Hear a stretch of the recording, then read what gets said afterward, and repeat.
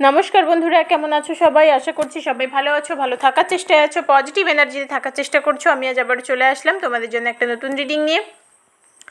তো চলো প্রথমেই বলে দিই যে এটা পুরোপুরি একটা জেনারেল টাইমলেস রিডিং। এই রিডিং তোমরা যখন দেখবে, যে সময় দেখবে, ঠিক সেই সময় কিন্তু তোমাদের সাথে রেজোনেট করতে শুরু করে দেবে।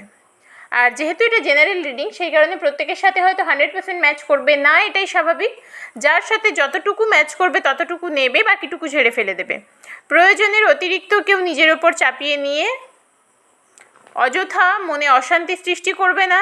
তোমাদের সম্পর্ক যদি মোটামুটি ভালো থাকে, রিডিং দেখে মন ভারাক্রান্ত করে সম্পর্কে অশান্তি তৈরি করবে না। কারণ এখানে প্রচুর বন্ধুদের এনার্জি কানেক্ট হয়। তোমাদের প্রত্যেকের এনার্জি কিন্তু আলাদা আলাদা করে এখানে রিডিং করা হচ্ছে না। সেই কারণে জেনারেল রিডিং সবসময় ওপেন মাইন্ডে দেখার চেষ্টা করবে। সেটা যে কোনো চ্যানেলেরই হতে পারে, কারণ এটা তোমার পার্সোনাল রিডিং নয়। প্রথমে দেখবো তোমাদের এনার্জি, তারপর দেখে নেব তোমাদের পার্টনারের কি অবস্থা।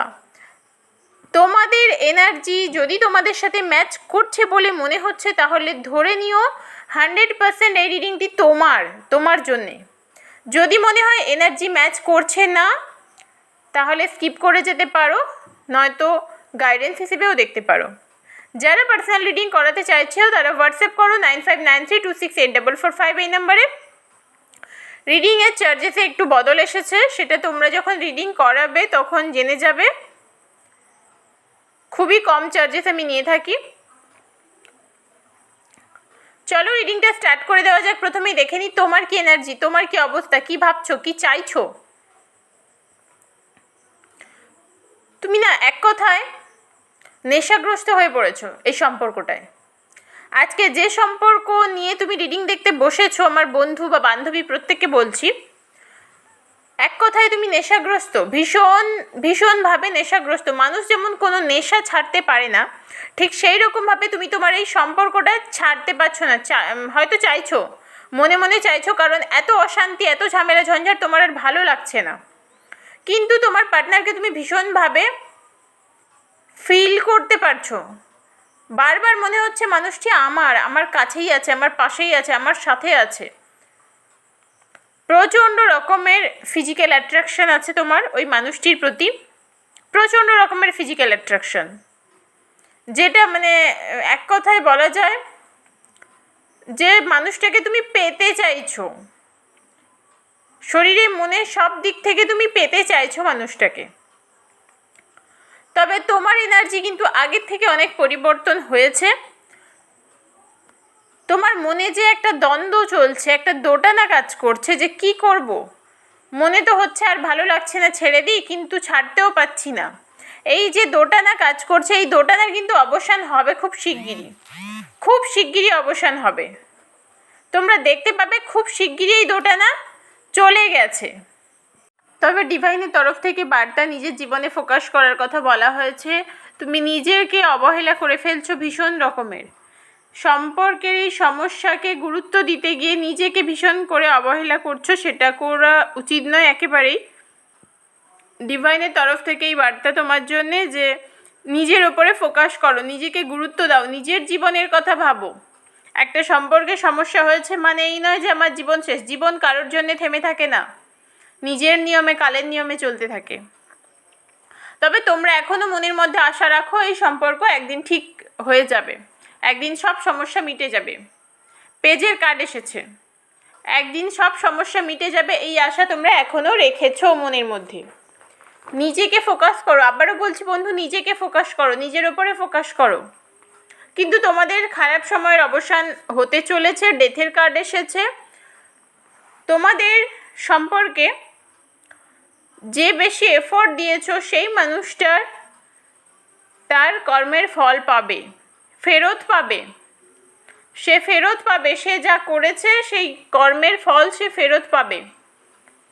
খুব শিগগিরই একটা জাজমেন্ট তোমাদের জন্য আছে, খুব শিগগিরই একটা ভালো কিছু ঘটতে চলেছে তোমাদের জীবনে। তবে সম্পর্কের ক্ষেত্রে সেটা নাও হতে পারে, ক্যারিয়ারের ক্ষেত্রে হলো বা ফ্যামিলির দিক থেকে হলো, ভালো কিছু একটা অ্যাচিভমেন্ট হবে তোমাদের। খুব শিগগিরই একটা ভালো কিছু পেতে চলেছো। চলো দেখে নিই তোমাদের এই সম্পর্কে কি পরিবর্তন আসতে চলেছে আগামী দিনে।